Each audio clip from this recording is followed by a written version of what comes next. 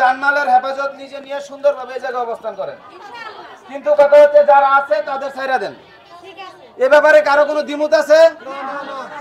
দর্শক, দীর্ঘ 7 ঘন্টা পর শ্রম ভবন থেকে কিন্তু কর্মকর্তা কর্মচারীরা কিন্তু বেরিয়ে যাচ্ছেন। দর্শক, এই মুহূর্তে আমরা আপনাদের জনবাণী থেকে সেটি দেখানোর চেষ্টা করছি।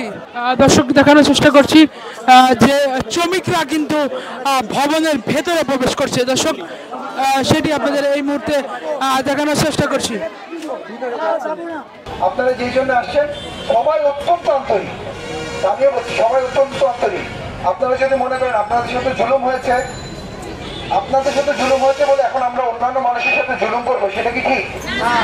এখানে সকাল থেকে সন্ধ্যা পর্যন্ত এখন রাত হয়ে গেছে, অনেক বেসামরিক অসামরিক লোকজন আছেন যারা এখানে খেয়ে নাকের পড়ে আছেন।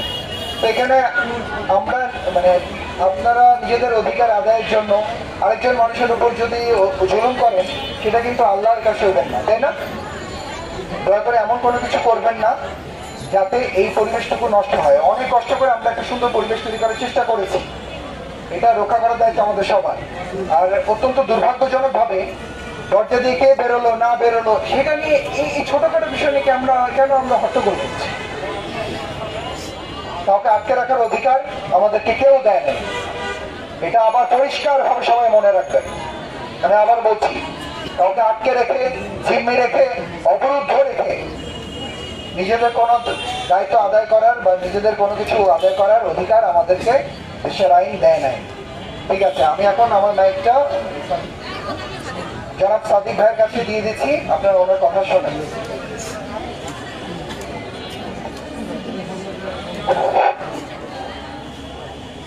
আসসালামু আলাইকুম। আপনাদের সবার পক্ষ থেকে আমাদের এই 15 জন লোক গেছিল উপরে, ঠিক আছে না? এই 15 জন লোক যে আমরা উপরে গেছিলাম এটা তো আপনাদের সহমতের ভিত্তিতে গেছিলাম।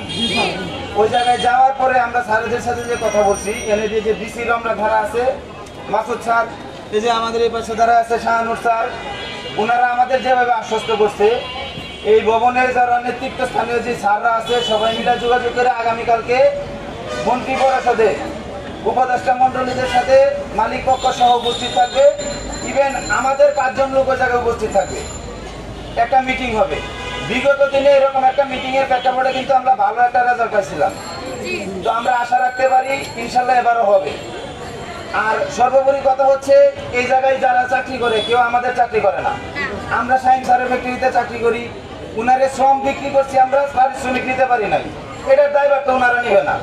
আমরা বিপদে পড়ছি, বিপদের দিনে ওনারা আমাদের পাশে দাঁড়াবে, এটাই স্বাভাবিক। আমরা যদি ওনাদের আটকে রাখি তাহলে তো কোনো ফায়দা নাই। এই ব্যক্তিগুলো এই কাজের মাধ্যমে ওই জায়গায় কালকে মিটিং এর অ্যারেঞ্জ করবে। সারা রাত ওনারে যদি আটকে রাখেন সকালবেলা মিটিং এ যাবে কে? আপনার পক্ষ হয়ে কথাটা কে বলবে? যে জায়গায় মিটিং হবে আমরা সবাই তো ওই জায়গায় ঢুকতে পারবো না, সর্বোচ্চ 5 জনের জায়গায় অ্যাটেন্ড করতে পারবো। তার মানে আমরা সারারে ছেড়ে দিব।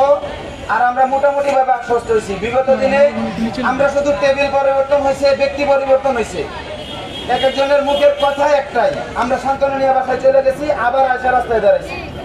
এবার এই 2 স্যার আছে, স্যারও চেষ্টা করবে আমাদের সাথে ওই জায়গায় উপস্থিত থাকার জন্য, উনিও আমাদের সাথে কথা দিচ্ছে, উনি ওই জায়গায় উপস্থিত থাকবে।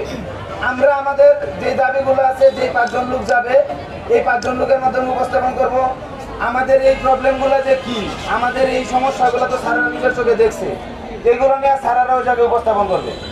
আশাবাদী আমরা ভালো একটা ফলাফল করবো। এখন এই ব্যাপারে আপনাদের যদি কোনো দ্বিমত পোষণ করার থাকে তাহলে হয়তো বা বুঝতে পারতেছেন, আমার মনে হয় এভাবে বলার দরকার নাই। সুন্দরভাবে যারা আসছে এরা চলে যাক। আর আপনাদের থাকার বিষয়টা যার যার নিজ দায়িত্বে আপনারা এই জায়গায় অবস্থান করতে পারেন, কেউ বলবো না চলে যান। আর যদি কেউ মনে করেন যে না আমরা ওই জায়গায় চলে যাব, কালকে মিটিং আছে 11টা বাজে, আমাদের যে 5 জন প্রতিনিধি আছে 7টা বাজে অফিসে এসে আপনারা নির্ণয় করেন, এই 5 জন প্রতিনিধিরা পাঠান। আপনারা ফ্যাক্টরিতে অবস্থান করেন, ওই জায়গা থেকে আমাদের সাথে যোগাযোগ থাকবে, যে 5 জন যাবে সিদ্ধান্ত নেওয়ার পরে ফ্যাক্টরি থেকে যাবে, কোনো সমস্যা নাই। আপনাদের এই জায়গা থেকে তারা দিতে কেউ বলে নাই, আপনারা যার যার নিজ দায়িত্বে নিজের জানমালের হেফাজত নিজে নিয়ে সুন্দরভাবে এই জায়গায় অবস্থান করেন।